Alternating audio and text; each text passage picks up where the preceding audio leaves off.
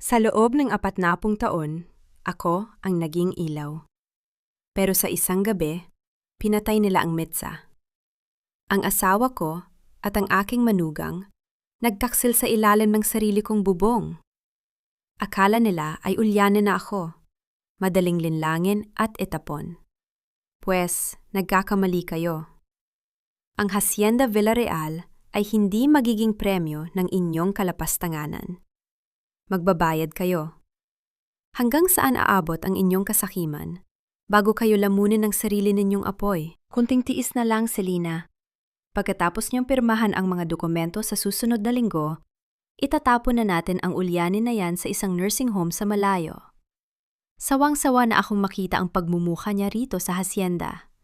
Ang boses na yon ay kay Narciso, ang lalaking pinangakuan ko ng katapatan sa harap ng altar 40 taon na ang nakalilipas.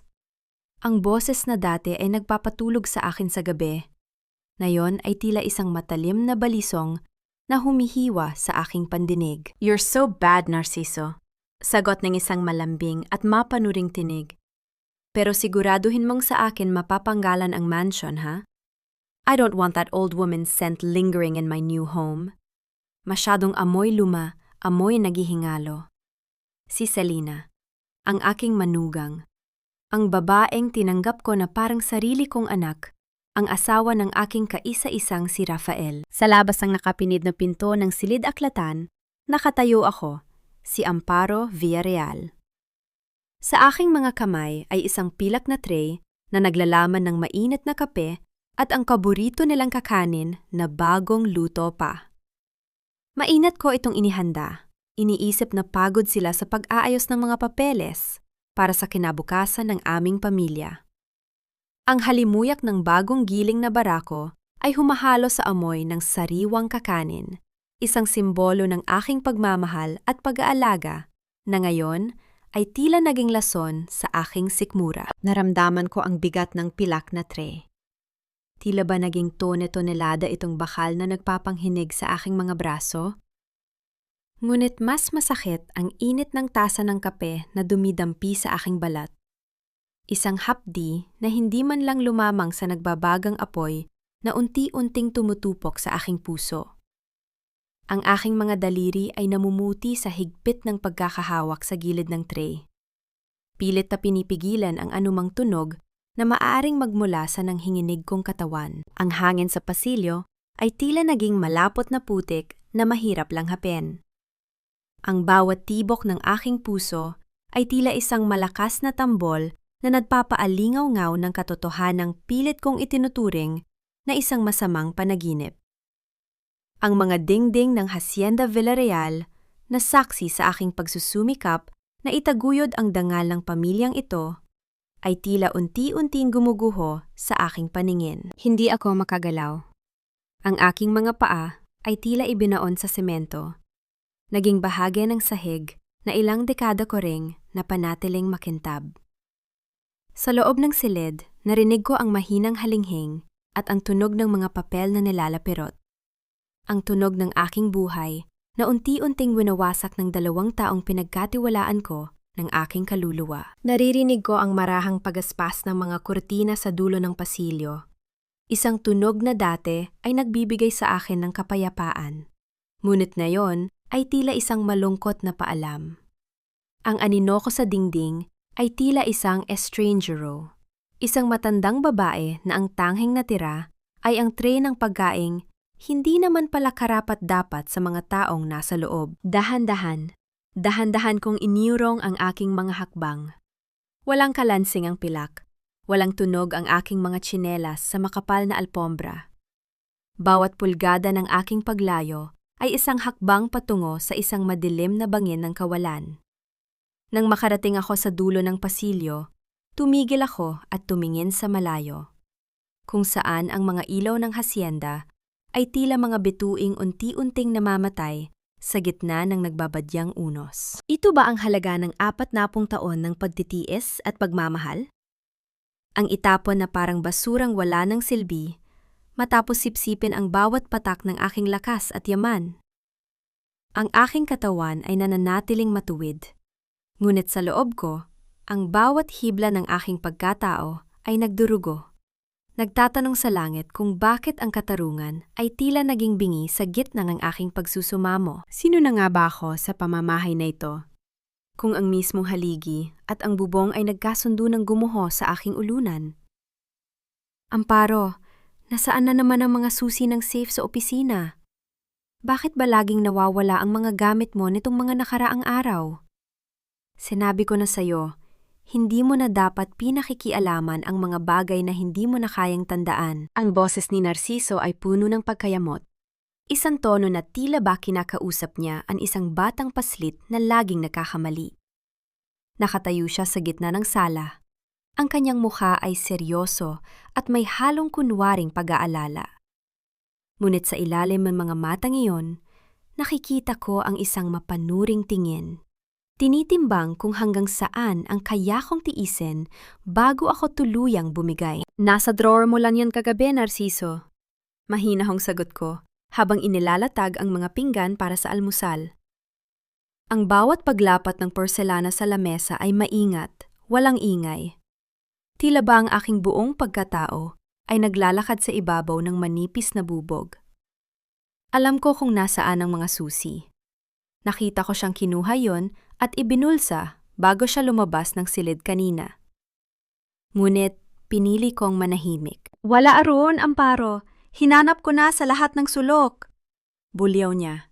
Ang kanyang tinig ay pumapailalim sa katahimikan ng umaga sa hasyenda. Ito na ang sinasabi ko.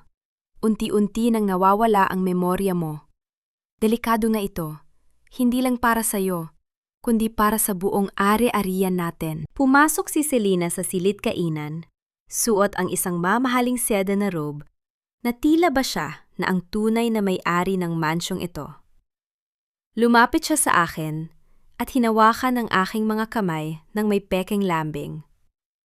Ang kanyang mga daliri na puno ng mamahaling alahas ay tila mga malamig na galamay na humahawak sa aking balat. Mama Amparo, wag na po kayong mag-alala, wika ni Selena. Ang boses ay tila pulot na may nakatagong lason. Ganyan po talaga kapag tumatanda na. Nakakalimutan na ang mga simpleng bagay. Wag po kayong mag-alala. Kakausapin po namin si Rafael. May kakilala kaming espesyalista, isang doktor na tumitingin sa mga may dementia. Para po sa ikabubuti ninyo ito, dementia. Isang salita na tila isang hatol ng kamatayan para sa aking kaisipan. Gusto kong sumigaw. Gusto kong sabihin sa kanila na narinig ko ang bawat bastos na salitang binitawan nila kagabi. Gusto kong ipakita sa kanila na ang matandang babaeng hinahamak nila ay may sapat pang talino upang makita ang kanilang maruming laro.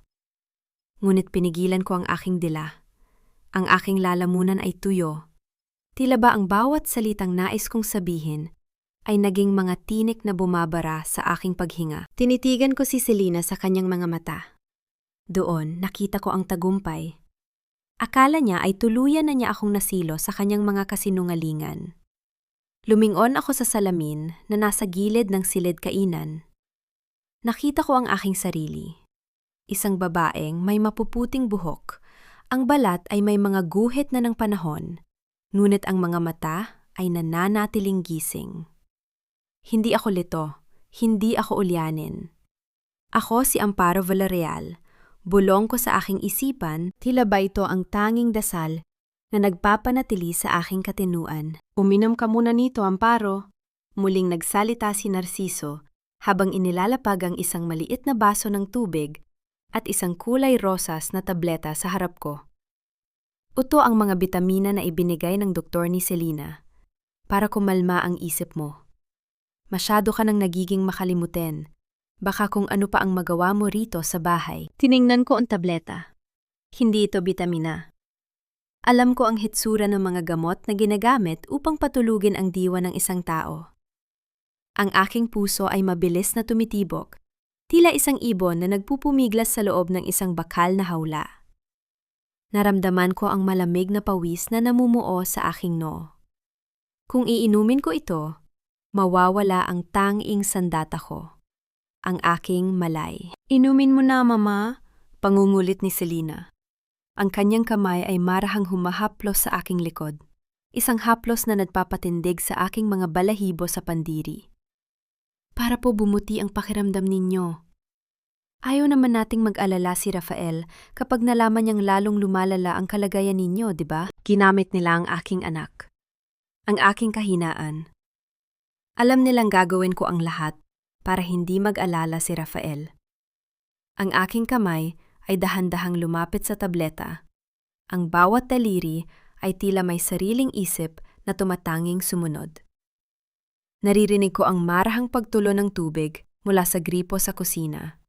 Isang tila dambuhalang tunog na nagpapaalala sa akin na ang oras ay unti-unti nang nauubos. Iniangat ko ang aking tingin kay Narciso. Nakita ko ang isang mapait na ngiti sa kanyang mga labi. Isang ngiti ng isang mananalo na nanonood sa kanyang biktima na tuluyang mahulog sa hukay. Dahan-dahan kong kinuha ang tableta at inilagay sa aking bibig, kasunod ang isang lagok ng tubig. Nakita ko ang paghinga ng malalim ni Narciso, ang pagluwag ng kanyang mga balikat. Akala nila ay tapos na ang laban, ngunit sa ilalim ng aking dila, nanatiling buo ang tableta. Naghihintay ng pagkakataon na mailuwa. Sa oras na tumalikod ang mga ahas na nasa harap ko. Ano ang ginagawa mo sa aking mga personal na gamit, Selina? Ang aking tanong ay bumasag sa katahimikan ng aking silid-tulugan. Nakatayo ako sa may pintuan, hawak ang isang maliit na karayom at sinulid. Kasalukuyan kong kinukumpuni ang isang lumang kumot na paborito ni Rafael noong bata pa siya. Isang simpleng gawain ng pagmamahal na tila ba walang halaga sa gitna ng karahasang nagaganap sa aking paligid. Sa harap ng aking tokador, nakatayo si Selina.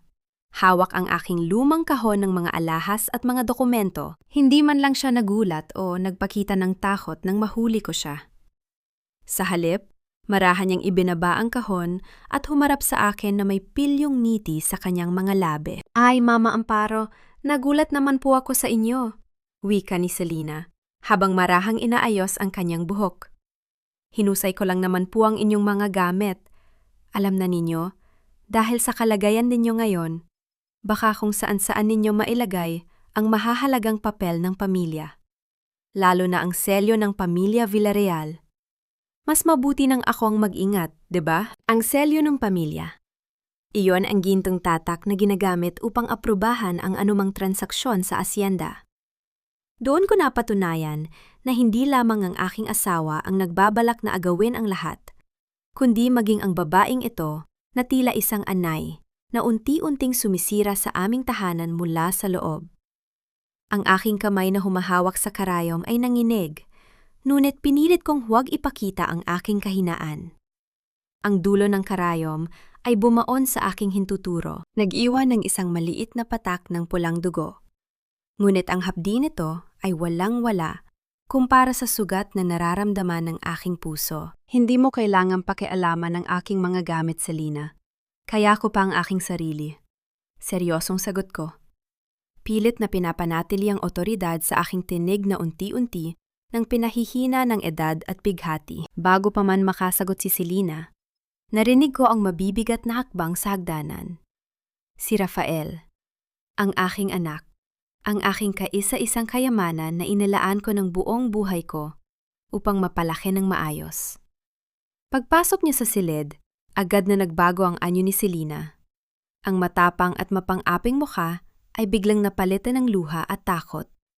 Tumakbo siya patungo kay Rafael at yumakap sa dibdib nito. Tila isang tupa na inuusig ng isang lobo. Rafael, mabuti at tumating ka, hikbi ni Selina, habang ang kanyang mga balikat ay nayayanig sa kunwaring pag-iyak. Gusto ko lang namang tulungan si Mama na mag-ayos ng kwarto dahil alam nating madalas na siyang nalilito. Pero nagalit siya sa akin. Akala niya yata ay may ninanakaw ako. Patawad, Rafael. Gusto ko lang namang makatulong. Tumingin sa akin si Rafael. Sa kanyang mga mata, hindi ko nakita ang pagmamahal ng isang anak.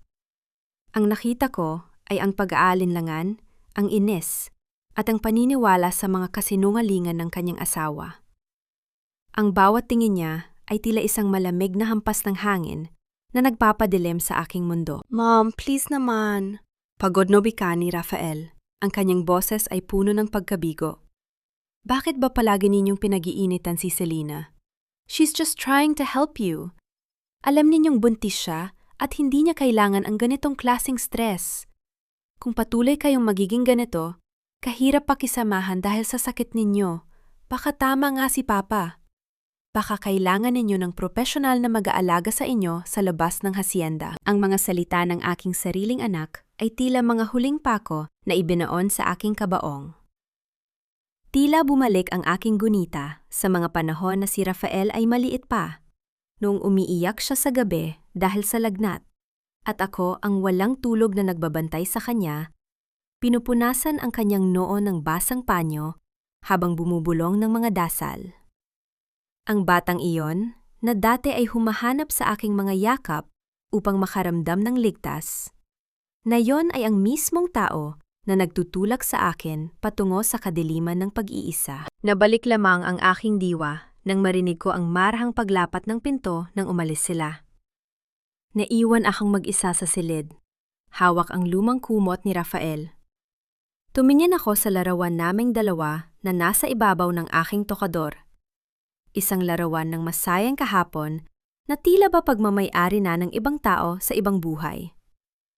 Kinuha ko ang larawan, hinaplos ang muka ng aking anak sa salamin, at doon, sa gitna ng katahimikan, hinayaan ko ang isang patak ng luha na dumaloy sa aking pisngi. Isang luha ng isang inang na matayan ng anak, kahit na ang anak na iyon ay humihinga pa sa kabilang silid. Upang mapayapa ang aking nadadalamhating isipan, nagpasya akong maglinis ng bahay. Ito ang aking naging paraan upang takasan ang katotohanan. Pumasok ako sa master bedroom. Ang dating silid namin ni Narciso na ngayon ay siya na lamang ang gumagamit dahil pinalipat niya ako sa mas maliit na kwarto. Habang nililinis ko ang ilalim ng kanyang kama gamit ang isang lumang walis, may isang bagay na kumislap sa dilim. Inabot ko ito. Isang maliit na bagay na gawa sa ginto at may kumikinang na brilyante. Isang tanyag na disenyo ng hikaw. Nanigas ang aking buong katawan. Kilala ko ang hikaw na ito. Ito ang mismong regalo na ibinigay ni Rafael kay Selena noong nakaraang anibersaryo nila. Ang kapares nito ay suot ni Selena kanina lamang. Ang hikaw ng aking manugang naroroon sa ilalim ng kama ng aking asawa. Ang brilyanteng ito ang patunay na ang aking tahanan ay naging pugad ng mga makasalanan. Hawak ko ang maliit na hikaw habang nakatayo sa harap ng altar ng aming lumang kapilya sa bayan. Ang aking mga kamay ay nakayapos sa isang lumang rosaryo na gawa sa kahoy. Ang bawat butil nito ay saksi sa aking mga dasal ng pagtitiis sa loob ng maraming taon. Sa paningin ng mga tao sa labas, ako ay isang matandang babaeng unti-unti nang nawawala sa sarili, nagpupunta sa simbahan upang humingi ng awa sa Diyos para sa aking humihinang kaisipan. Ngunit ang totoo, ang bawat hakbang ko sa banal na lugar na ito ay may kalakip na malamig na desisyon. Hindi ako naparito upang umiyak. Naparito ako upang maghanap ng hustisya sa likod ng mga matatayog na haligi ng katedral, kung saan ang amoy ng insenso at natutunaw na kandila ay nagbibigay ng kakaibang bigat sa hangin. Isang anino ang dahan-dahang lumapit sa akin. Si Attorney Luwalhati Reyes. Suot niya ang isang simpleng belo upang hindi siya makilala ng mga tao mula sa hasyenda. Ngunit ang kanyang mga mata ay nananatiling matalas, puno ng determinasyon at talino. Taya Amparo, bulong ni Luwalhati, habang tumatabi sa akin sa mahabang upuang kahoy. Nakuha ko na ang mga kopya ng kasunduan sa kwitintak ng iyong ama. Tama ang hinala mo. May espesyal na kondisyon na nakasulat sa orihinal na titulo ng lupa. Sabihin mo sa akin, Luwalhati, ano ang nakasulat doon? Tanong ko. Ang aking tinig ay nanatiling mahina, ngunit may katatagan na matagal ko nang hindi nararamdaman. Ayon sa dokumento, Ang sinumang asawa na mapapatunayang nagtaksil sa kasal o nagtangkang kamkamin ang ari-arian sa pamamagitan ng panloloko ay otomatikong mawawalan ng karapatan sa Hacienda Villarreal. Paliwanag ng abogado, ang kanyang boses ay puno ng propesyonal na katiyakan. Ngunit kailangan natin ng matibay na ebidensya, tiya. Ang mga salita at hinala ay hindi sapat sa korte.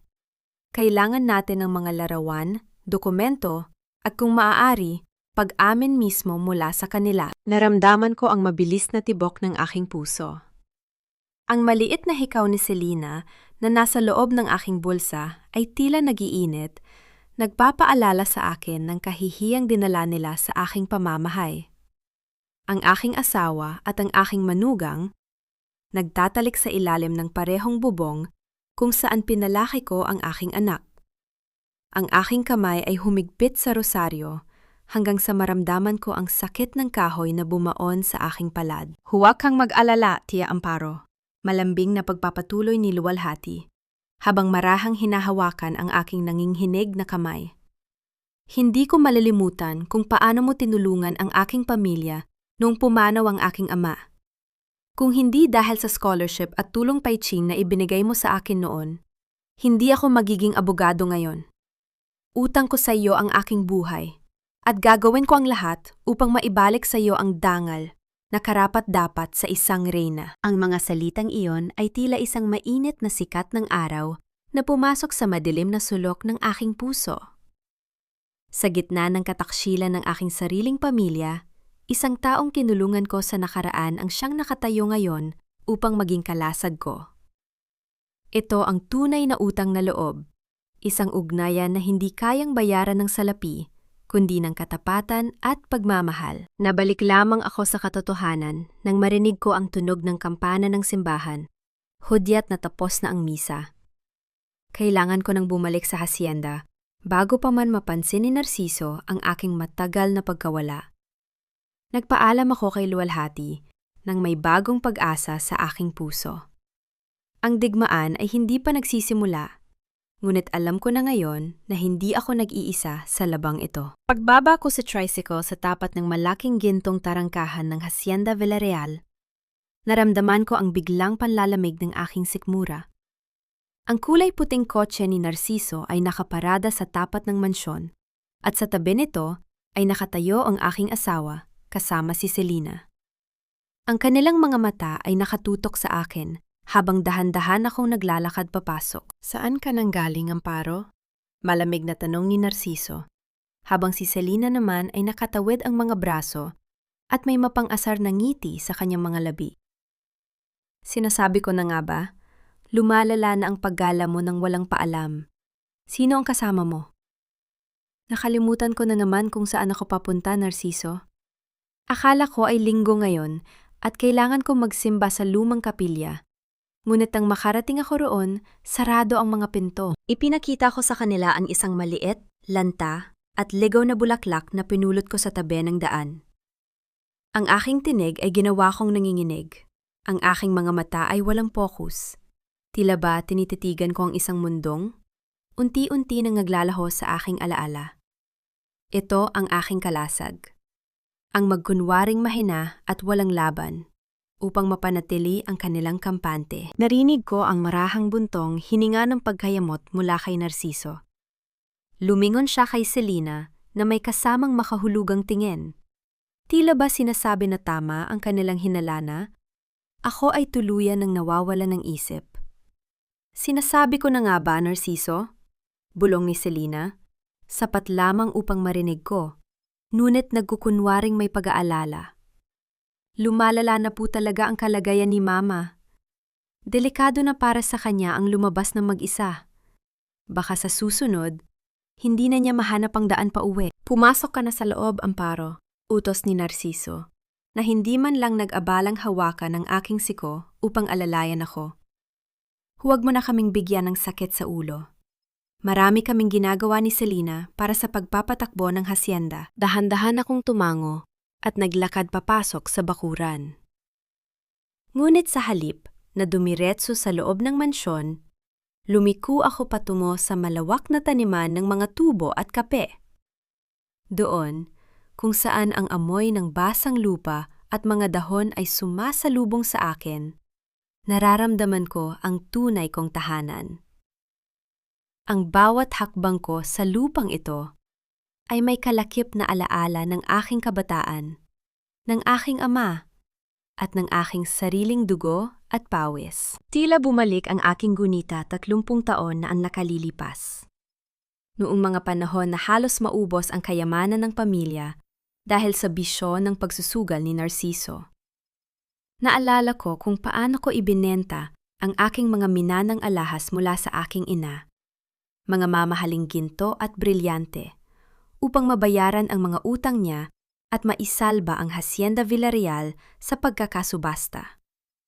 Ako ang nakiusap sa mga bangko. Ako ang nabilad sa ilalim ng matinding sikat ng araw, kasama ang mga manggagawa upang masigurong may aanihin kami sa susunod na panahon. Ang lupang ito, na ngayon ay nais nilang nakawin at iregalo sa kanilang maruming relasyon, ay nabuhay dahil sa aking mga sakripisyo. Ang bawat puno ng kape na namumunga ngayon ay dinilig ng aking mga luha ng pagtitiis. Nabalik lamang ang aking kamalayan nang makita ko si Mang Juan, isa sa mga pinakamatandang magsasaka sa hacienda. Nang makita niya ako, agad niyang ibinaba ang kanyang karit at lumapit ng may malalim na paggalang. Kinuha niya ang aking kamay at marahang inilapat ang kanyang noo sa likod nito. Isang pagmamano na nagpapakita ng tunay na pagkilala sa aking pagkatao. Magandang hapon po, Doña Amparo, wika ni Mang Juan. Ang kanyang boses ay nanginghinig ngunit puno ng init. Sana po ay nasa mabuti kayong kalagayan. Kayo po ang tunay na ilaw ng lugar na ito. Kung wala po kayo at ang inyong kabutihan noon, matagal lang nag-utom ang aming mga pamilya.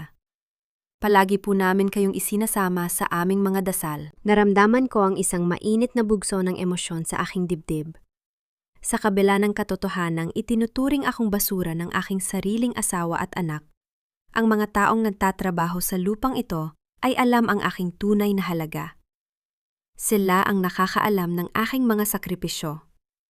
Tumango ako kay Mang Juan at numumiti, isang tahimik na pangako na hindi ko hahayaang mapunta ang kanilang kinabukasan sa mga kamay ng mga mapagsamantala. Nang sumapit ang gabi, ang katahimikan ay bumalot sa mansyon. Habang naglalakad ako sa madilim na koridor, patungo sa aking maliit na silid, napansin ko ang isang guhit ng liwanag na nagmumula sa bahagyang nakabukas na pinto ng opisina ni Narciso. Lumapit ako ng walang ingay, pinipigilan ang aking paghinga. Narinig ko ang boses ni Narciso, mataas at puno ng tensyon habang may kausap sa telepono. Oo, huwag kang mag-alala. Pirma na lang ng matandang babae ang kulang sa susunod na linggo. Galit na sabi ni Narciso sa kabilang linya. Kapag nakuha ko na ang buong kontrol sa Hacienda Villarreal, ibebenta ko agad ang silangang bahagi sa mga developer ng subdivision. Mababayaran ko na ang lahat ng utang ko sa iyo, at ang matitira ay sapat na para sa amin ni Selina upang magsimula ng bagong buhay sa ibang bansa. Walang makakaalam, kahit si Rafael. Nanigas ang aking buong katawan. Hindi lamang pala ang aking dangal ang nais nilang kunin. Nais ni Narciso na ibenta ang lupang tinubuan ng aming mga ninuno, bayaran ang kanyang mga lihim na utang, at iwanan maging ang sarili naming anak na si Rafael, na walang kaalam-alam at walang matitira. Ang kasakiman ng aking asawa ay walang hanggan, at ang oras ko upang kumilos ay mas mabilis nang nauubos kaysa sa aking inaasahan. Ang tiwala ay parang salamin.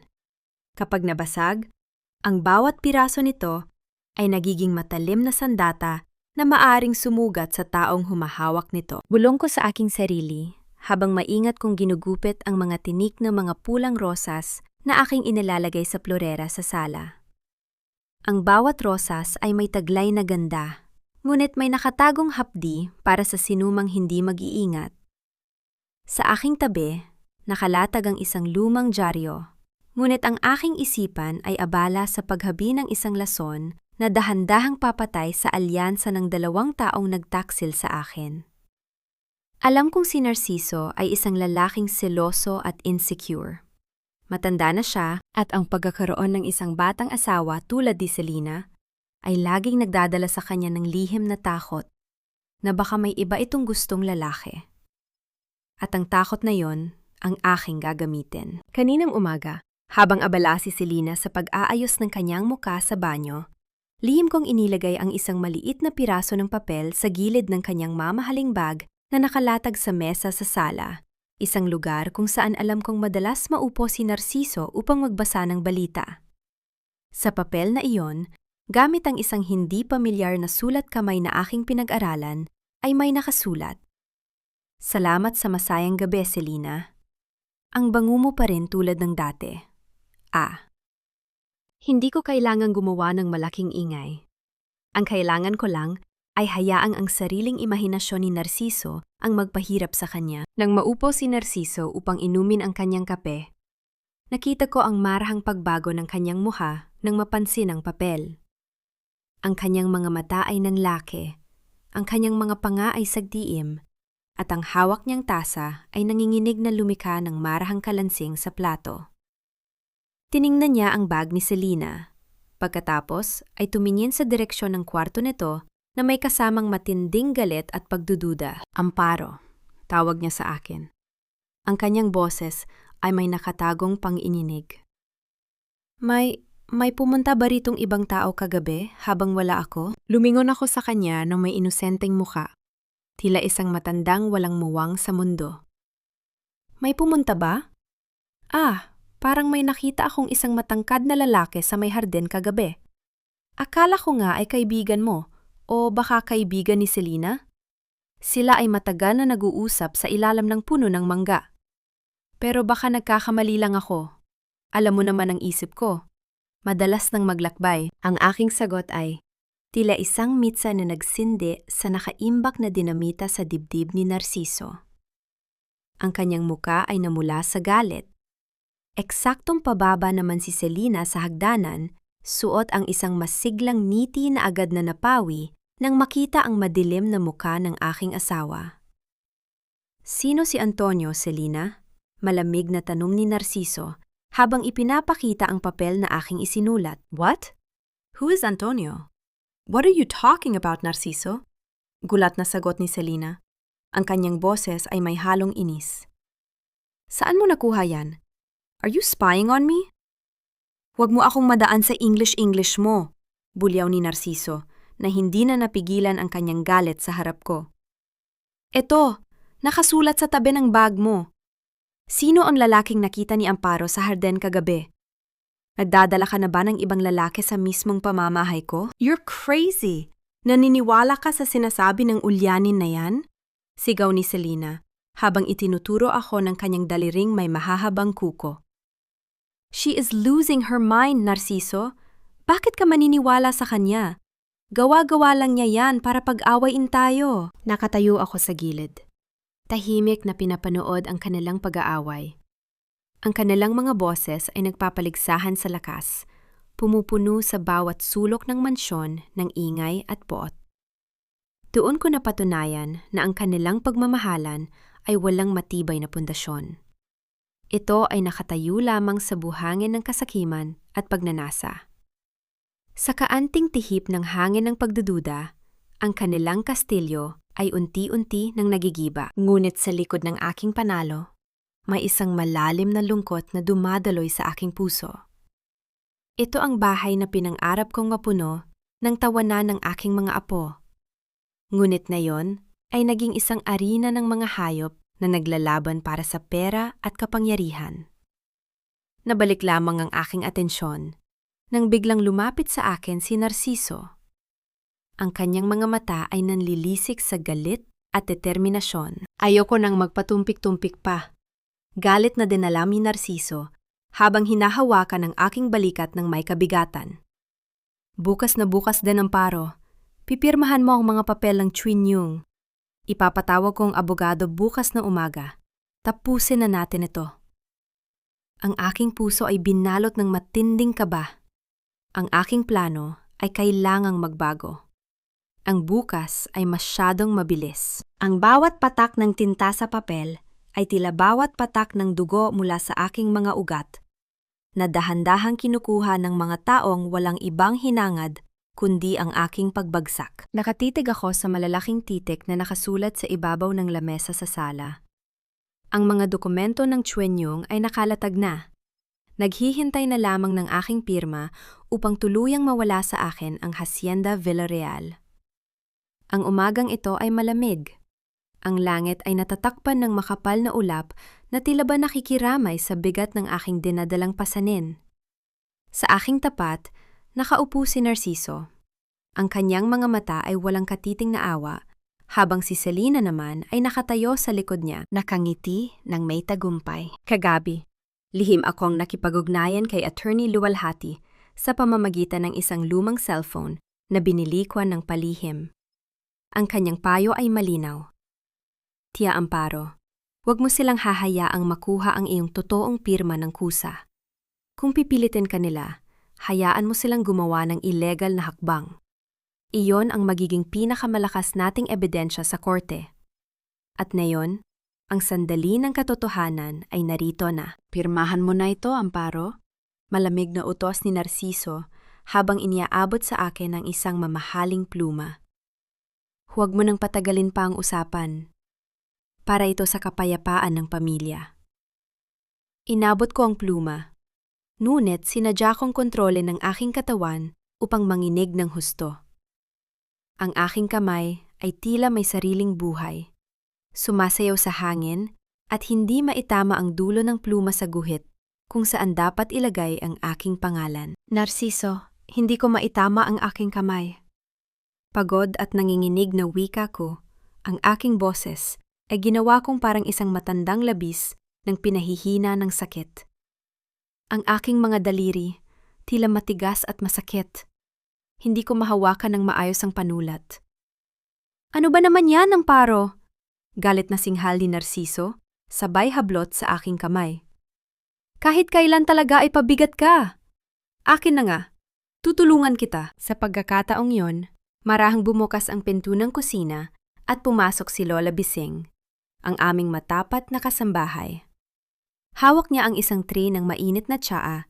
Ang kanyang mga kamay ay nanginginig din, ngunit hindi dahil sa edad, kundi dahil sa takot sa aking ipinagagawa sa kanya. Lihim kaming nagkatinginan.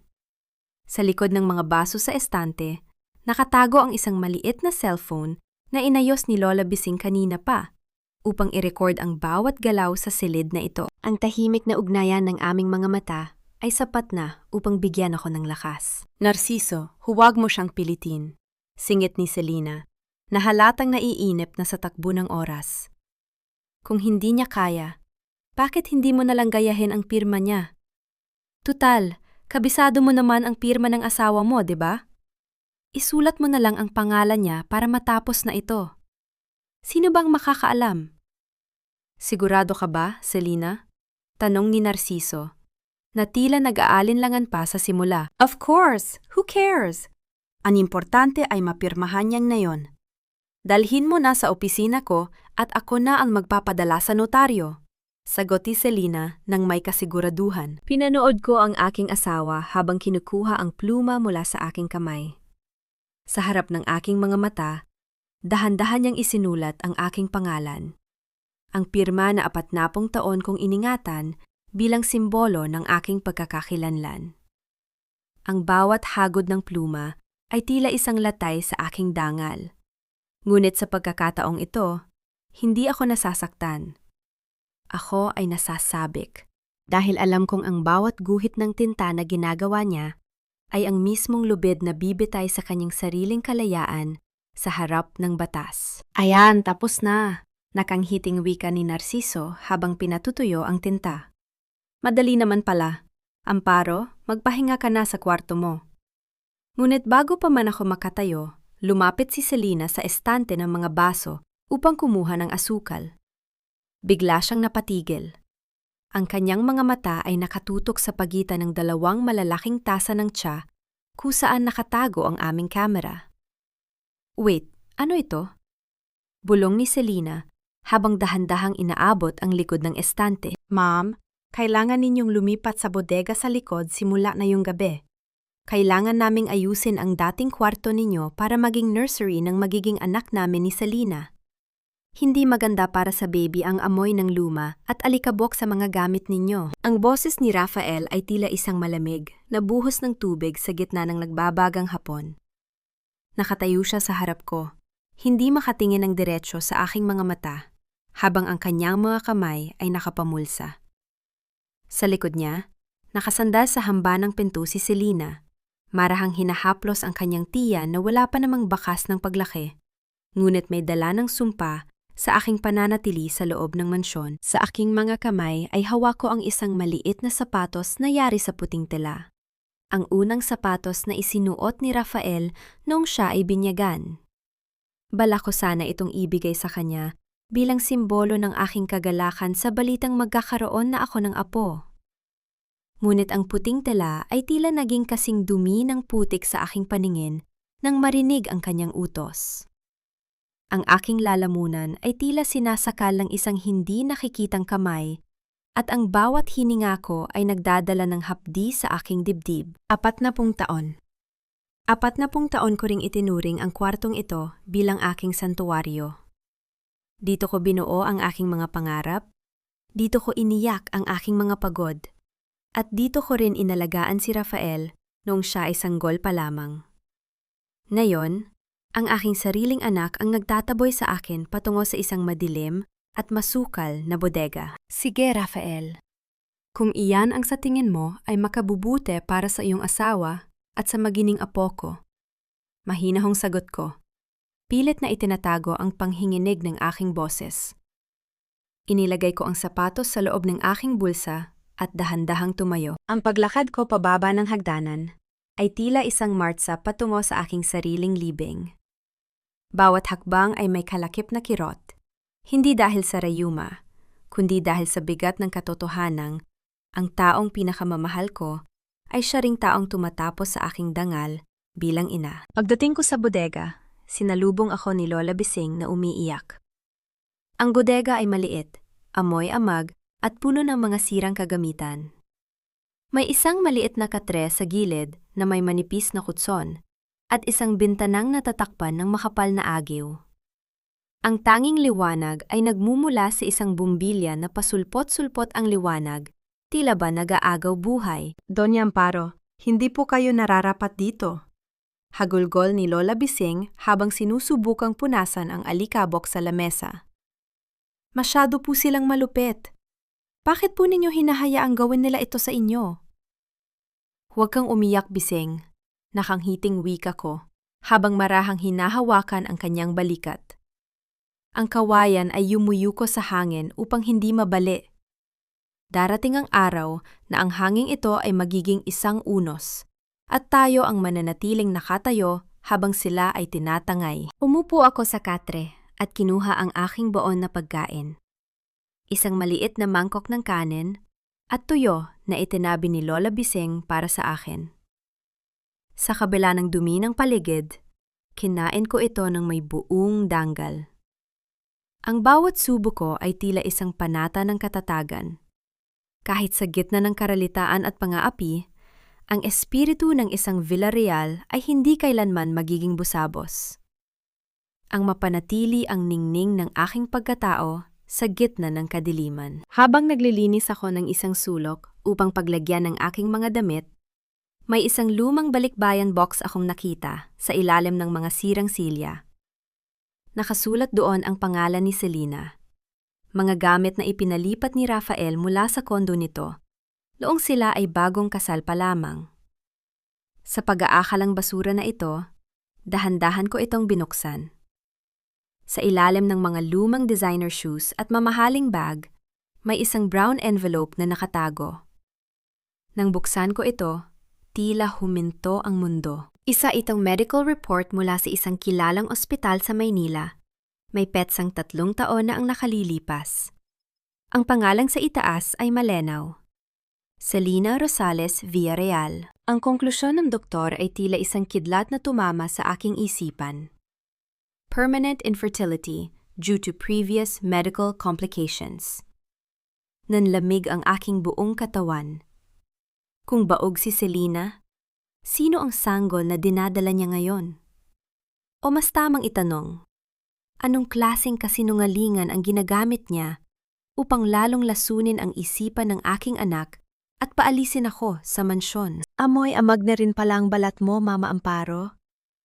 Bagay na bagay ka sa madilim na sulok na ito, kasama ng mga gamit na wala ng silbi at mga alaalang dapat nang sunugin. Ang boses ni Selena ay tila isang matalim na kuko na kumakalos sa aking pandinig. Pumasok siya sa loob ng bodega nang hindi man lang kumakatok. Ang kanyang suot na mamahaling tsinelas ay lumilika ng marahang kalaswa sa maruming sahig. Ang halimuyak ng kanyang pabango, isang amoy ng mamahaling bulaklak mula sa Paris, ay tila isang pang-uuyam sa amoy ng alikabok at pagkabulok na bumabalot sa aking bagong tahanan. Nakatayo ako sa gitna ng silid, hawak ang isang basahan na balak ko sanang ipuna sa bintana, habang ang aking kabilang kamay ay nakatago sa loob ng bulsa ng aking duster. Mahigpit na hawak ang medical report na magpapabagsak sa kanyang kaharian. Anong kailangan mo rito, Selena? Mahinahong tanong ko, pilit na pinapanatili ang kapayapaan sa aking mukha kahit na ang bawat himaymay ng aking puso ay nanginghinig sa galit. Gusto ko lang makita kung gaano kabilis pumagsak ang isang reyna. Tumawa siya ng mahina, isang tunog na walang kaluluwa. Lumapit siya sa akin at hinawakan ang dulo ng aking duster ng may pandiri. Tingnan mo ang sarili mo. Pinagpalit mo ang malambot na kama para sa isang katreng gawa sa kawayan. At lahat ng ito ay dahil sa katigasan ng ulo mo. Kung pumirma ka lang sana ng maaga, baka nasa isang maayos na kwarto ka pa ngayon sa isang magandang pasilidad. Alam ko ang totoo, Selena. Bulong ko. Tinititigan siya ng diretsyo sa kanyang mga mata. Alam ko ang tungkol sa inyong dalawa ni Narciso. Alam ko ang plano ninyong ibenta ang hasyenda. Sa halip na matakot, mas lalong lumawak ang ngiti sa kanyang mga labi. Humakbang siya palapit sa akin, sapat na upang maramdaman ko ang kanyang hininga. Nawala ang lahat ng kunwaring bait at laming na ipinapakita niya kay Rafael. Ang babaeng nasa harap ko ngayon ay ang tunay na halimaw na nagkukubli sa ilalim ng magandang mukha. And who will believe you, Amparo? Panunuya niya.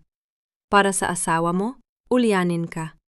Para sa anak mo, isa kang pasaway na ina na kailangang gamutin. Wala kang boses sa pamamahay na ito.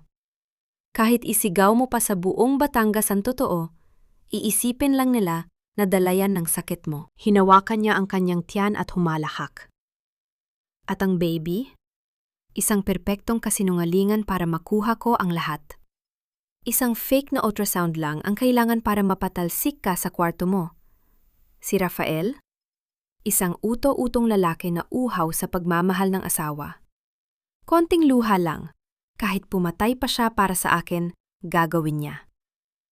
Naramdaman ko ang matinding sakit sa aking dibdib, isang hapdi na hindi kayang lunasan ng anumang gamot. Ang aking anak, ang kaisa-isang buhay na iningatan ko, ay ginagamit lamang bilang isang kasangkapan ng babaeng ito. Ang aking kamay sa loob ng bulsa ay dahan-dahang pinindot ang record button sa aking maliit na cellphone. Hindi mo mahal si Rafael, wika ko. Ang aking boses ay gumaralgal sa pighati. Mahal? Don't be so dramatic, Mama Amparo, sagot ni Selena habang tinitingnan ang kanyang bagong manicure na kuko. I love the Villarreal name. I love the hacienda. And I love the money that your husband promised me. Kapag nakuha na namin ang lahat, iiwan ko rin ang anak mong walang silbi. At ikaw, hahayaan kitang mabulok dito sa bodega hanggang sa malimutan mo na pati ang sarili mong pangalan. Sa gitna ng kanyang pagmamalaki, biglang sumiklab ang isang kakaibang liwanag sa kanyang mga mata. Isang masamang balak ang nabubuo sa kanyang isipan. Alam mo, mas mabilis siguro kung mawawala ka na lang ngayon. Bulong niya nang may mali siya. Bigla niyang hinablot ang aking balikat at itinulak ako patungo sa matatarik na baetang ng hagdanan sa labas ng bodega. Isang accident ng isang matandang lito. Madulas ang sahig dahil sa ulan, 'di ba? Naramdaman ko ang kawalan ng balanse. Ang aking mga paa ay tila lumutang sa hangin. Ang huling nakita ko bago ang lahat ay nagdilim ay ang mukha ni Selena. Ang mukha ng isang ahas na matagumpay na nakapagtaksil sa kanyang paraiso. Hindi lahat ng sugat ay nagpapahina. Ang iba ay nagsisilbing apoy na nagpapatigas sa bakal ng ating paninindigan. Ito ang aking huling iniisip bago ako tuluyang nagising sa loob ng bodega. Ramdam ang kirot sa aking balikat at ang malamig na semento sa aking pisingi. Mapalad ako na hindi matarik ang huling 3 baetang na kinahulugan ko, ngunit ang bawat bahagi ng aking katawan ay tila nagre-rebelde sa sakit. Ang marahang pagpatak ng ulan sa bubong ng bodega ay tila isang malungkot na oyayi, nagpapaalala sa akin na ang kalikasan mismo ay nagdadalamhati sa nangyayari sa loob ng Hacienda Villarreal. Ngunit sa gitna ng hapdi, isang matinding liwanag ang nag-aalab sa aking diwa. Ang aking cellphone ay nananatiling ligtas sa aking bulsa, dala ang ebidensyang wawasak sa kanilang mga pangarap. Ito na ang huling gabi ng aking pagpapakumbaba. Sumapit ang araw ng selebrasyon ng anibersaryo ng pamilya. Ang mansyon ay muling nabuhay sa ingay ng mga manggagawa na nag-aayos ng mga bulaklak, ang mabangong usok mula sa kusina kung saan inihahanda ang mga litson, at ang malakas na tugtuge na dapat sana ay nagpapahayag ng kagalakan. Ngunit para sa akin, ang bawat dekorasyon ay tila mga palamuti sa isang kabaong. Nakatayo ako sa harap ng maliit at basag na salamin sa loob ng bodega. Sa tulong ni Lola Bising, na lihim na nagdala ng aking mga gamit mula sa mansyon, sinimulan ko ang aking pagbabagong anyo. Wala na ang gusot na duster at ang buhok na tila hindi nasuklay. Doña Amparo, heto na po ang inyong suot. Bulong ni Lola Bising, ang kanyang boses ay puno ng paghanga habang inilalabas ang isang kulay dugong Filipiniana na gawa sa pinakamahal na pinya silk. Ito ang kasuotang itinago ko para sa isang espesyal na pagkakataon. At wala nang mas hiigit pa sa gabing ito. Habang isinusuot ko ang bawat bahagi ng aking damit, tila bumabalik sa akin ang bawat lakas na kinuha nila. Ang bawat aspil na itinutusok ni Bising ay tila isang panata ng aking paghihigante. Pinunasan ko ang aking mukha, nilagyan ng kulay ang aking mga labi, at itinuwid ang aking likod. Sa salamin, hindi na ako ang matandang ulyanin na itinatapon sa bodega. Ako muli si Amparo Villarreal, ang babaeng nagpatayo ng pundasyon ng haciendang ito sa pamamagitan ng kanyang sariling pagsisikap. Ang ganda ninyo, Donya, hikpi ni Lola Bising. Tila bumalik ang inyong kabataan. Salamat, Bising. Pero hindi na ang ganda ko ang mahalaga ngayon. Ang mahalaga ay ang liwanag na dala ng katotohanan. Sagot ko habang isinusuot ang aking mga hiyas. Ang mga huling alahas na hindi nila nagawang nakawin. Samantala sa labas, ang mga bisita ay nagsisidatingan na. Nakita ko mula sa maliit na bintana ang pagdating ni Attorney Lualhati Reyes. Suot niya ang isang eleganteng itim na gown at sa likod niya ay ang ilang mga lalaking nakabarong na ang tindig ay hindi matatawaran. Sila ang aking mga lihim na kawal sa gitna ng piging na ito. Narinig ko ang boses ni Narciso sa speaker. Umaalingaw-ngaw sa buong bakuan. Ang kanyang tinig ay puno ng pekeng kagalakan, nagpapasalamat sa mga Diyos na yaman para sa tagumpay ng Villarreal. Sa tabi niya, alam kong naroon si Selena. Suot ang kanyang pinakamagandang ngiti. Naghihintay ng sandali kung kailan ipapahayag ang kanyang pagbubuntis at ang paglipat ng pagmamay-ari ng lupa. Huminga ako ng malalim. Ang amoy ng gabi, ang halimuyak ng mga bulaklak ng Dama de Noche na humahalo sa amoy ng basang damo, ay tila nagbibigay sa akin ng basbas. Lumabas ako ng bodega ng may dahan-dahan, ngunit matatag na hakbang. Ang tunog ng aking mga sapato sa semento ay tila isang martilyo na nagpapahayag ng hatol. Hindi ako dumaan sa likod. Naglakad ako patungo sa gitna ng garden kung saan ang lahat ng ilaw ay nakatutok sa entablado. Habang papalapit ako, Ang ingay ng mga bisita ay unti-unting napapalitan ng katahimikan. Ang bawat taong nadadaanan ko ay napapalingon. Ang kanilang mga mata ay nanlalaki sa gulat. Nakita ko ang mga bulong-bulungan, ang mga tanong kung sino ang reynang ito na tila nagmula sa kailaliman ng lupa. Nang marating ko ang harap ng entablado, itingala ko ang aking ulo. Doon, nakita ko si Narciso. Ang hawak niyang baso ng alak ay muntik ng malaglag nang magtama ang aming mga mata. Ang kanyang mukha ay nawala ng kulay, tila nakakita ng isang multo mula sa nakaraan. Si Selina naman ay napakapit sa braso ni Rafael. Ang kanyang mga mata ay nanlilisik sa takot at pagtataka. Numiti ako, isang ngiting kasing talim ng kidlat sa gitna ng madilim na gabi. Magandang gabi sa inyong lahat, wika ko sa aking isipan. Ang palabas ay magsisimula na. Ang bawat hakbang ko sa ibabaw ng pulang carpet ay tila isang deklarasyon ng pagbawi sa bawat pulgada ng lupang ipinaglaban ko sa loob ng 40 taon. Ang katahimikan sa paligid ay naging bingi. Tila pati ang hangin ay tumigil sa pag-ihip upang panuurin ang pagbabalik ng tunay na reyna ng Hacienda Villarreal. Ang mga hiyas sa aking leeg ay kumikinang sa ilalim ng mga dambuhalang chandelier, nagpapakita ng isang ningning na hindi kayang abutin ng kahit anong peking alahas ni Selina. Naramdaman ko ang mga mata ni Narciso na nakatitig sa akin habang umaakyat ako sa entablado. Ang kanyang mukha na kanina lang ay puno ng kapalaluan, ngayon ay tila isang basang papel na madaling mapunit. Lumapit siya sa akin, pilit na ibinabalik ang kanyang peking ngiti para sa mga bisitang nakatingin. Amparo, anong eksena ito? Bulong ni Narciso sa aking tainga. Ang kanyang boses ay nanginginig sa pagitan ng galit at takot. Dapat ay nasa bodega ka lang. Umalis ka na rito bago mo pa kami ipahiya sa harap ng maraming tao. Bakit, Narciso? Natatakot ka ba na baka masapawan ng aking kagandahan ng iyong munting selebrasyon? Sagot ko ng may kalmado, ngunit matalim na tinig. Hindi ko siya tiningnan. Ang aking paningin ay nakatutok sa mga tao, sa mga kaibigan, sa mga kasosyo sa negosyo, at sa aking anak na si Rafael na nakatayo sa gilid. Mukhang litong-lito sa nangyayari. Humarap si Narciso sa mikropono. Pilit na kinukuha ang atensyon ng lahat. Pasensya na kayo mga kaibigan. Ang aking butihing asawa ay medyo nalilito lang dahil sa kanyang kalusugan. Ngunit dahil nandito na rin siya, hayaan ninyong ituloy ko ang aking pahayag. Ngayong gabi, hindi lang anibersaryo ang ating ipinagdiriwang.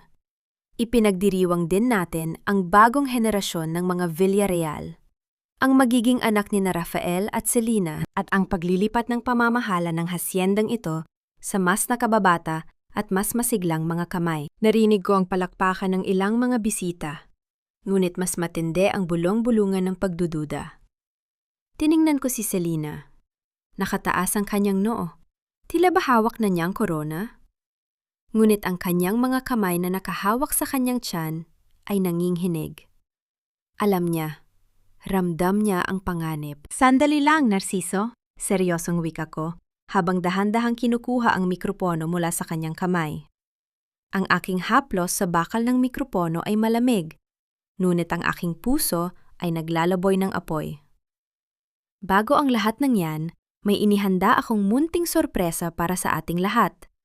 Isang paglalakbay sa nakaraan upang makita natin kung paano nabuo ang pagmamahalan at katapatan sa loob ng mansyong ito. Lumingon ako sa direksyon ng projection room, kung saan naroon si Lola Bising at ang isang batang technician na lihim na binayaran ni Attorney Luwalhati.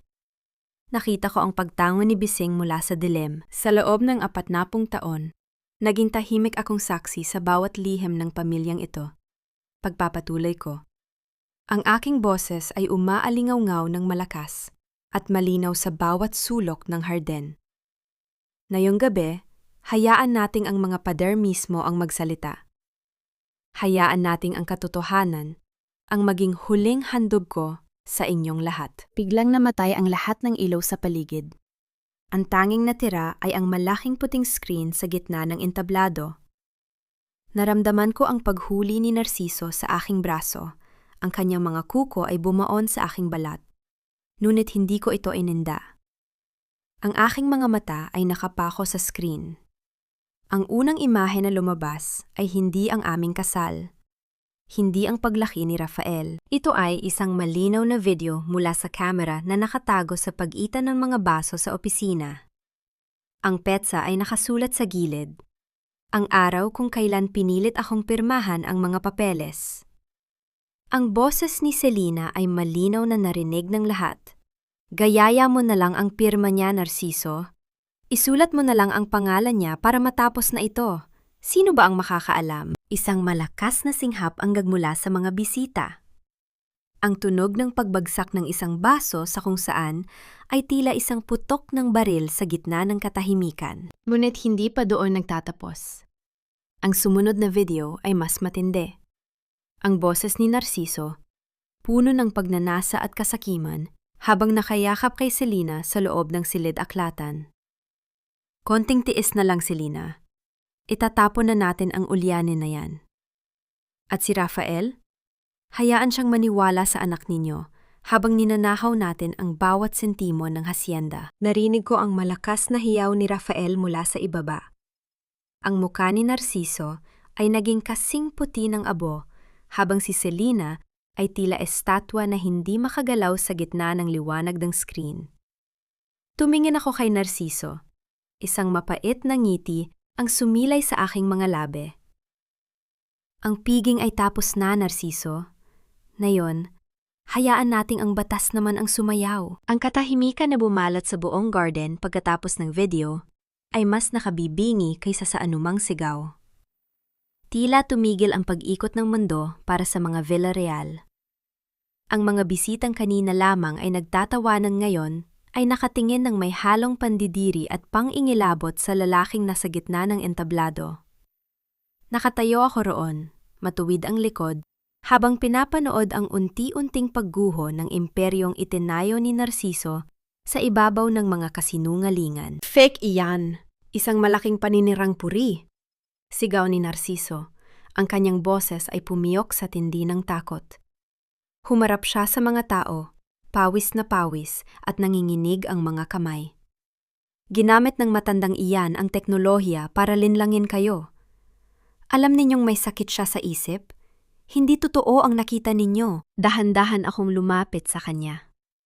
Ang bawat kalansing ng aking mga hiyas ay tila tunog ng kadena na humihila sa kanya pababa sa impyerno. Ang teknolohiya ay hindi kayang gayahin ang katotohanang matagal mo nang itinatago sa dilim, Narciso. Ang boses na narinig nila ay ang boses ng iyong kasakiman. Ang mga haplos na nakita nila ay ang haplos ng iyong pagtataksil. Sa sandaling iyon, isang matatag na hakbang ang narinig mula sa gilid ng entablado. Si Attorney Luwalhati Reyes ay lumabas mula sa anino, hawak ang isang makapal na folder na may gintong selyo ng korte. Ang kanyang mukha ay seryoso. Ang mga mata ay matalas na parang agila. Ginong Narciso Villarreal, ako si Attorney Luwalhati Reyes. Ang legal na kinatawan ni Doña Amparo Villarreal at ng kwitintak ng mga ninuno ng pamilyang ito. Malakas na pahayag ni Luwalhati. Ang mga dokumentong ipinagmamalaki mong pinirmahan ni Doña Amparo ay walang saysay sa harap ng batas dahil sa napatunayang pandaraya at pagpapasipika ng pirma. Wala kang pakialam dito, babae, bulyaw ni Narciso. Susugod sana siya kay Luwalhati. Ngunit hinarangan siya ng dalawang lalaking nakabarong na kasama ng abogado. Meron akong pakialam dahil ang Hacienda Villarreal ay hindi kailanman naging iyo, patuloy ni Luwalhati habang binubuksan ang dokumento.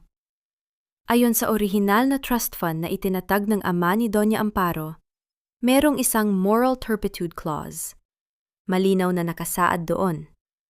Ang sinumang asawa na mapapatunayang nagtaksil sa banal na sumpa ng kasal o gumawa ng mga hakbang na magdudulot ng matinding kahihiyan at pinsala sa dangal ng pamilya ay otomatikong mawawala ng anumang karapatan, pamamahala, at pakinabang sa lahat ng ari-arian ng mga Villarreal. Narinig ang bulungan ng mga tao.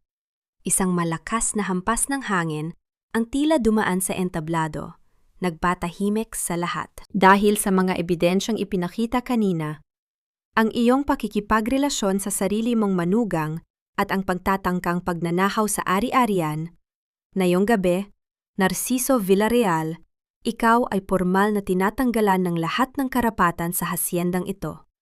Wika ni luwalhati, ang kanyang boses ay kasing lamig ng asero. Wala kang makukuha kahit isang kusing. At bukas na bukas din, ihahain namin ang kasong falsification of public documents at adultery laban sa iyo. Parang pinutulan ng tuhod si Narciso. Napaupo siya sa sahig ng entablado. Ang kanyang muka ay nakatingala sa akin. Puno ng pagsusumamo na hinaluan ng put. Ngunit hindi ko siya tiningnan ng may awa. Ang paningin ko ay lumipat kay Rafael. Ang aking anak ay nakatayo sa ibaba. Ang kanyang mga mata ay puno ng luha at galit. Dad, paano ninyo nagawa ito? Gumaralgal ang boses ni Rafael. Lumapit siya sa entablado. Ang kanyang mga kamao ay nakakuyom. Ipinagkatiwala ko sa inyo ang asawa ko. Ipinagkatiwala ko sa inyo ang buhay ni Mama. Ang lahat ng ito, ang baby. Lahat ba ito ay laro lang para sa inyo? Rafael, anak, makinig ka. Tangka ni Narciso. Ngunit hindi siya pinatapos ni Rafael. Huwag ninyo akong tawaging anak, sigaw ni Rafael. Ang kanyang bay-iyak ay tila isang sugat na bumubukas sa gitna ng maraming tao. Mula sa gabing ito, wala na akong ama. At ikaw, Selina? Lumingon si Rafael kay Selina na kanina pa sinusubukang magtago sa likod ng mga palamute. Ang babaeng naging mitya ng lahat ay nanginginig na tila isang basang sisiw. Ang kanyang korona ng kasinungalingan ay tuluyan ng nalaglag. Tumingin ako kay Narciso sa huling pagkakataon sa gabing iyon. Narciso, ang hasyendang ito ay itinayo sa dangal, hindi sa dumi. Lumayas ka sa aking pamamahay. Na yun din, ang mga gwardiya ng hasyenda, na dati ay sumusunod sa kanya, ay lumapit at hinawakan siya sa magkabilang braso. Ang pagkaladkad sa kanya, palabas ng garden sa harap ng lahat ng kanyang mga kakilala, ay ang pinakamatinding hapdi na naranasan ng kanyang garbo. Ang kanyang mga sigaw ng pagmumura ay unti-unting humina hanggang sa muling bumalik ang katahimikan sa Hacienda Villarreal. Ngunit bago pa man ako makahinga ng maluwag, isang matinis na tawa ang narinig mula sa gilid. Si Selina. Sa gitna ng kanyang pagkatalo, tumingin siya sa amin nang may nanlilisik na mga mata. Akala ninyo tapos na? Sabi ni Selina habang nakahawak sa kanyang tiyan. Maaring mawala sa kanya ang lahat. Pero ang anak na dinadala ko, ang tagapagmana ng dugong Villarreal, hinding-hindi ninyo ito makukuha sa akin. Si Rafael ang ama nito, at habang buhay kayong magbabayad sa akin, mumiti ako sa kanya, isang niting puno ng pait. Yan ba ang huling alas mo, Selina? Ang batang hindi naman talaga umiiral. Anong sinasabi mo hindi umiiral? Nababaliw ka na ba talaga? Matanda ka? Ang sigaw ni Selina ay tila isang matinis na tunog na bumasag sa katahimikan ng gabi. Habang pilit siyang kumakawala sa mga mata ng mga bisita, ang kanyang kamay ay nananatiling nakadiin sa kanyang tiyan, tila ba sinusubukan niyang protektahan ang isang kayamanang gawa lamang sa hangin at panlilinlang. Rafael, maniwala ka sa akin. Pinag-iinitan lang ako ng nanay mo dahil gusto niya tayong paghiwalayin. May buhay dito sa loob ko, Rafael. Ang anak natin! Tumingin si Rafael sa kanyang asawa. Ang kanyang mga mata ay puno ng pang-ininig at pag-aalinlangan. Ngunit bago pa siya makapagsalita, dahan-dahan kong inilabas mula sa aking pitaka ang tinitiklop na medical report na nahanap ko sa bodega. Ang bawat tupi ng papel ay tila bawat hakbang patungo sa katapusan ng kanyang mga kasinungalingan. Ito ba ang buhay na sinasabi mo, Selina? Iniabot ko ang papel kay Rafael. Ang aking tinig ay nanatiling mahinahon. Ngunit ang bawat salita ay may bigat ng isang hatol. Basahin mo, anak. Basahin mo ang katotohanang matagal na niyang ibinaon sa ilalim ng kanyang mga pekeng luha. Nanginginig ang mga kamay ni Rafael habang binabasa ang report. Ang kanyang mukha ay unti-unting nawalan ng kulay. Tila ba ang bawat letra sa papel ay isang saksak sa kanyang puso. Nang matapos siyang magbasa, tumingin siya kay Selina nang may pandidiri na, "Kailanman ay hindi ko inakalang makikita ko sa kanyang mga mata." "Baog ka, Selina?" Bulong ni Rafael. Ang boses ay puno ng pait. 3 taon na ang nakalilipas. Alam mo nang hindi ka magkakaroon ng anak? Pero hinayaan mo akong mangarap. Hinayaan mo akong itaboy ang sarili kong ina dahil sa akala ko ay may dinadala kang buhay? Anong klaseng halimaw ka? "No, Rafael. Fake iyan.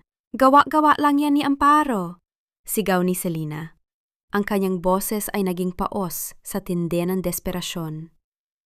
Susugod sana siya sa akin upang hablutin ang papel. Ngunit sa sandaling yon, ang palakas na tunog ng mga sirena ng pulis ay nagsimulang bumalot sa paligid ng Hacienda Villarreal. Ang mga asul at pulang ilaw ay sumasalamin sa mga bintana ng mansyon. Tila ba ang gabi ay nagbababala ng isang malaking paglilinis. Pumasok si Kapitan de la Cruz, kasama ang ilang mga pulis at 2 matatandang lalaki na mukhang galing pa sa malalayong lalawigan. Nang makita ng mga lalaking ito si Selina, ang kanilang mga mata ay nag-alab sa galit. "Iyan siya! Iyan ang babaeng pumatay sa aking anak matapos makuha ang lahat ng aming mana!" Sigaw ng isa sa mga matanda habang itinuturo ang nangangatog na si Selina. "Ginoong Rafael, ang asawa ninyo ay hindi lamang isang manloloko." Pahayag ni Attorney Luwalhati habang lumalapit sa gitna. Siya ay si Selina Rosales, na may mahabang record ng estafa at inheritance fraud sa iba't ibang panig ng bansa. Kinigamit niya ang kanyang ganda upang akitin ang mga mayamang lalaki. At pagkatapos makuha ang kanilang ari-arian, sila ay naglalaho o namamatay sa ilalim ng mga misteryosong dahilan. Ang 2 lalaking ito ang mga pamilya ng kanyang naging biktima sa Cebu at Iloilo. Tila bumagsak ang langit sa ulunan ni Selina. Ang kanyang matapang na anyo ay tuluyan ng gumuho. Wala ng luha, wala ng sigaw. Ang tanging natira ay ang muka ng isang kriminal na sa wakas ay na-corner na ng kanyang sariling nakaraan. Selina Rosales Villarreal, ikaw ay nasa ilalim ng pag-aresto para sa mga kasong falsification, fraud, at pagkakadawit sa mga serye ng kahina-hinalang kamatayan. Wika ni Kapitan de la Cruz habang inalalabas ang mga posas. Nang marinig ang kalansing ng bakal, tila nawala sa sarili si Selina. Bigla siyang sumigaw ng napakalakas at susugod sana sa akin upang sakalin ako. Ngunit mabilis siyang nahawakan ng mga pulis. Ang kanyang mga gulo-gulong buhok at ang kanyang namumulang muka ay malayo na sa imahe ng isang sosyaladang manugang. Kinakalad siya palabas ng garden habang isinusumpa ang bawat isa sa amin. Ang kanyang mga hiyaw ay unti-unting naglaho sa dilim ng gabi. Naiwan kami sa gitna ng entablado. Tumingin ako kay Rafael. Ang aking anak ay tuluyan ng bumigay. Napaupo siya sa sahig at humagulgol ng parang bata. Ang kanyang mga balikat ay nayayanig sa tindi ng pagsisisi at kahihiyan. Lumapit ako sa kanya at marahang inilagay ang aking kamay sa kanyang ulo.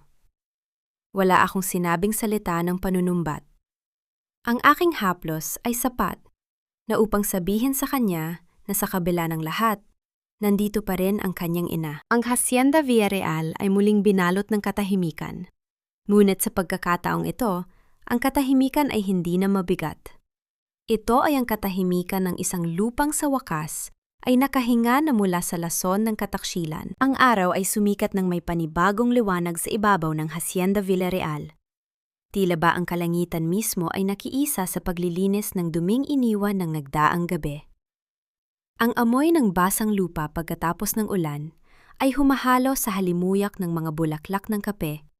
Isang amoy na nagpapaalala sa akin na ang buhay, gaano man ito kalubang na sugatan, ay laging may kakayahang bumangon muli. Nakatayo ako sa balkonahin ng mansyon Pinapanood ang mga trabahador na dahan-dahang inililigpit ang mga palamuting ginamit sa naudlot na piging. Bawat tupi ng tela at bawat pag-alis ng upuan ay tila pagtatanggal ng mga tinik sa aking puso.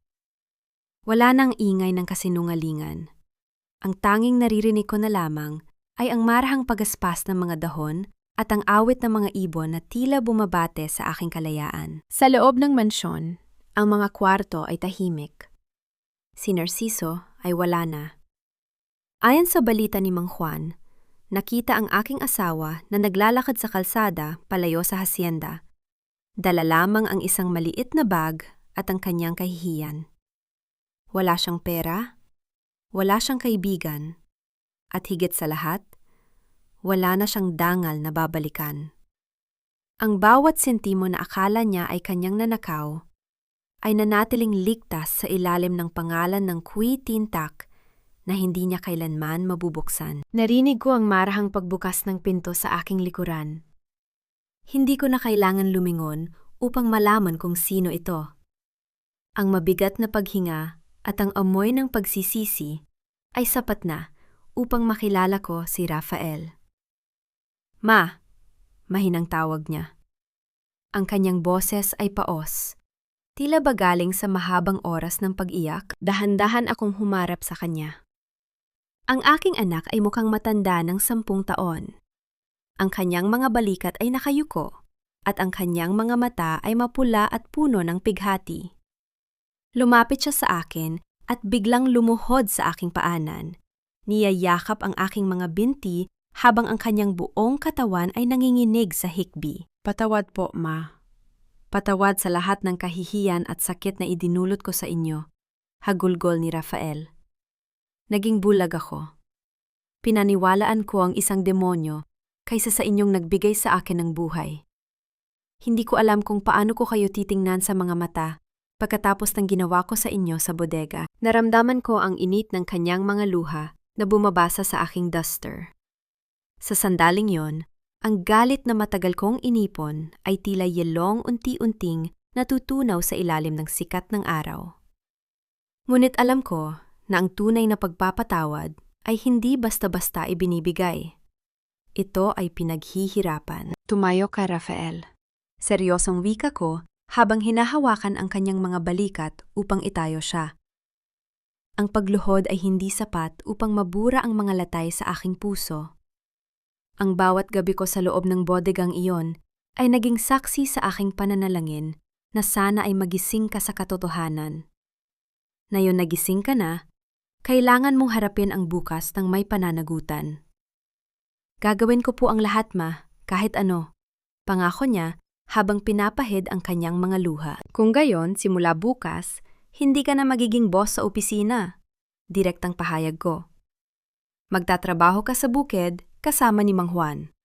Magtatanim ka, mag-aani ka, at mararamdaman mo ang bawat butil ng pawis na kailangan upang mapanatiling buhay ang hasyendang ito. Doon mo matututunan ang tunay na halaga ng lupang ito na binalak ninyong ipagpalit sa luho. Tumango si Rafael nang walang pag-aalinlangan. Opo, Ma. Tatanggapin ko ang lahat ng parusa ninyo. Gusto ko lang pong ibalik ang tiwala ninyo kahit gaano pa katagal. Numiti ako ng bahagya. Isang ngiti na may halong pait at pag-asa. Inakay ko siya pabalik sa loob ng mansyon. Pumasok ako sa aking dating silid na ngayon ay maayos na muli. Dahan-dahan kong nilapitan ang aking tokador at kinuha ang aking gintong singsing sa kasal. Ang singsing na nagsilbing kadena sa loob ng 40 taon. Tinitigan ko ito sa huling pagkakataon. Nakita ko rito ang bawat sakripisyo, bawat pambabalewala ni Narciso, at bawat gabing pinili kong manatili para sa dangal ng pamilya. Ngunit na yon, ang dangal na iyon ay hindi na nakadepende sa isang lalaki. Dahan-dahan kong hinubad ang singsing at inilapag ito sa maliit na altar sa tabi ng aking kama. Ang marahang tunog ng ginto sa ibabaw ng kahoy ay tila huling tuldok sa isang mahabang kwento ng pagdurusa. Bising! Tawag ko sa aking matapat na kasambahay na kanina pa nakamasid sa pintuan. Po? Doña Amparo, ihanda mo ang aking mga gamit. May pupuntahan tayo sa bayan. Wika ko ng may bagong determinasyon. At pakisabihan si Attorney Luwalhati na ihanda ang mga papeles para sa itatayo nating pundasyon. Ang Hacienda Villarreal ay hindi na lang magiging isang taniman ng kape. Magiging kanlungan na rin ito ng mga babaeng tulad ko. Mga babaeng akala ay wala ng pag-asa, pero may natitira pa palang lakas upang magsimulang muli. Habang naglalakad ako palabas ng mansyon, naramdaman ko ang gaan ng aking bawat hakbang. Hindi na ako ang asawang pinagtaksilan. Hindi na ako ang inang tinalikuran. Ako si Amparo Villarreal, ang reyna ng aking sariling buhay. At ang aking bagong kabanata ay kasisimula pa lamang. 1 taon nang lumipas mula nang yanigin ng katotohanan ang mga pundasyon ng Hacienda Villarreal. Ngunit ang lupang ito ay hindi kailanman naging kasing sigla ng kasalukuyan. Ang sikat ng araw sa umagang ito ay tila isang mainit na yakap na nagbibigay buhay sa bawat puno ng kape na namumukadkad ang mga puting bulaklak. Ang kanilang halimuyak ay pumapailalim sa bawat sulok ng mansyon, isang amoy ng pag-asa na pumalit sa amoy ng amag at pagtataksil na dating nanahan dito. Nakatayo ako sa ilalim ng dambuhalang puno ng mangga sa gitna ng malawak na bakuran. Sa aking tapat ay ang isang bagong gusali na yari sa bato at kahoy. Ang Bahay Amparo. Hindi ito isang bodega. Ito ay isang kanlungan. Sa loob ng gusaling ito, ang mga kababaihang dumanas ng pang-aapi, panloloko, at pambabaliwala mula sa kanilang mga pamilya ay nakahanap ng panibagong lakas. Dito, itinuturo namin sa kanila ang kanilang mga karapatan, binibigyan sila ng kasanayan, at higit sa lahat, ibinabalik namin sa kanila ang kanilang nawalang dangal. Nakita ko ang isang grupo ng mga kababaihan na nagtatawanan habang nag-aayos ng mga sako ng kape. Ang kanilang mga mata ay wala ng bakas ng takot. Ito ang aking pinakamalaking tagumpay. Hindi ang pagbawi sa ari-arian, kundi ang paggamit sa aking pait upang maging tamis para sa iba. Ma, tapos na po kaming mag-ani sa silangang bahagi. Maganda ang naging bunga ng mga bagong punla. Lumingon ako at nakita ko si Rafael. Wala na ang kanyang mga mamahaling polo at sapatos. Ang suot niya ngayon ay isang simpleng kamiseta na basa ng pawis at maong na pantalon na may bahid ng putik. Ang kanyang balat ay naging sunog sa araw at ang kanyang mga kamay ay naging magaspang dahil sa pagtatrabaho sa bukid. Ngunit sa kabila ng pagod, ang kanyang mga mata ay nananatiling malinaw at payapa. Wala na ang pagkalitong dala ng lason ni Selena. Mabuti, Rafael. Dalhin mo na ang mga iyan sa warehouse at tiyaking maayos ang pagkakapatuyo. Sagot ko ng may malambing, ngunit matatag na tinig. Lumapit sa akin si Rafael at kinuha ang aking kamay upang magmano. Ito ay isang simpleng kilos. Ngunit para sa akin, ito ang pinakamahalagang senyales ng kanyang pagbabalik. Ang bawat butil ng pawis niya ay tila pambayad sa bawat luhang iniyak ko noon. Nakita ko sa kanyang muka ang isang lalaking natutong tumayo sa sariling mga paa nang walang inaasahang yaman na galing sa pandaraya. Nagustuhan ninyo po ba ang bulaklak na inilagay ko sa inyong lamesa kanina? Tanong niya ng may mahiyaing ngiti. Oo anak, salamat. Nakangiti sagot ko. Sige na, bumalik ka na sa trabaho. May mga bisita tayong darating mamaya mula sa munisipyo para sa anibersaryo ng foundation. Pinanood ko siyang maglakad palayo, sumasabay sa mga trabahador na dati ay hindi niya man lang matitigan. Alam ko na ang sugat sa aming mag-ina ay hindi pa tuluyang naghihilom. Ngunit ang bawat araw na lumilipas ay isang hakbang patungos sa ganap na kapatawaran. Umupo ako sa isang bangkong kahoy sa ilalim ng puno ng mangga. Inilapag ko ang aking tasa ng tsaa sa maliit na mesa at huminga ng malalim. Tumingala ako sa langit at pinagmasdan ang malayang paglipad ng mga ibon. Naisip ko si Narciso. Balita ko ay namumuhay siya sa isang maliit na kwarto sa kabilang bayan. Umaasa sa tulong ng mga malayong kamag-anak. habang si Selena naman ay nagdurusa sa likod ng rehas para sa kanyang mga kasalanan. Wala akong naramdamang kagalakan sa kanilang paghihirap. Ang tanging naramdaman ko ay ang katahimikan ng katarungan. Sa edad na 64, akala ko ay tapos na ang aking kwento. Akala ko ay hihintayin ko na lamang ang dilim ng paglimot. Ngunit mali ako. Ang buhay ay hindi natatapos sa isang pagbagsak. Ito ay nagsisimula sa sandaling piliin nating tumayo muli. Hinawakan ko ang aking dibdib, kung saan ang aking puso ay tumitibok ng may bagong layunin. Ang Hacienda Villarreal ay hindi lamang isang lupain. Ito ay naging simbolo ng aking pagbangon. Ang bawat puno, bawat dahon, at bawat tao rito ay bahagi na ng aking bagong buhay. Hinding-hindi na muling papatayin ang mitsa ng aking ilaw. Sapagkat na yon, hindi na lang ako ang ilaw ng tahanan. Ako na ang apoy na nagbibigay ng init sa mga nangangatog sa ginaw, at ang sikat ng araw na nagbibigay liwanag sa mga naliligaw sa dilim. Huminga ako ng malalim, ninanamnam ang kapayapaan ng aking paraiso. Sa wakas, ang reyna ng Hacienda Villarreal ay tunay na ng malaya. Sa paglubog ng araw sa abot-tanaw ng Hacienda Villarreal, ang langit ay nagkukulay lila at ginto. Tila ba isang dambuhalang canvas na nagpapakita ng kagandahan ng isang mahabang araw. Nakaupo ako sa tumba-tumba sa balkonahe, habang ang sariwang hangin ng Batangas ay marahang humahaplos sa aking mukha. Ang bawat guhit ng kulubot sa aking mga kamay ay hindi ko na tinitingnan bilang tanda ng katandaan o kahinaan. Sa halip, ito ay nagsisilbing mapa ng bawat laban na aking pinagtagumpayan at bawat sakripisyong nagbunga ng kapayapaan. Madalas akong tanungin ng mga kababaihan sa bahay amparo kung nahanap ko na ba ang tunay na kapatawaran. Sa loob ng maraming taon, inakala ko na ang pagpapatawad ay ang pagkalimot sa sakit. Ngunit natutunan ko na ang tunay na patawad ay ang hindi na pagpapahintulot sa nakaraan na diktahan ang iyong kasalukuyan. Pinatawad ko si Rafael dahil nakita ko sa kanyang mga mata ang tunay na pagsisisi at ang pagnanais na maging isang lalaking may dangal.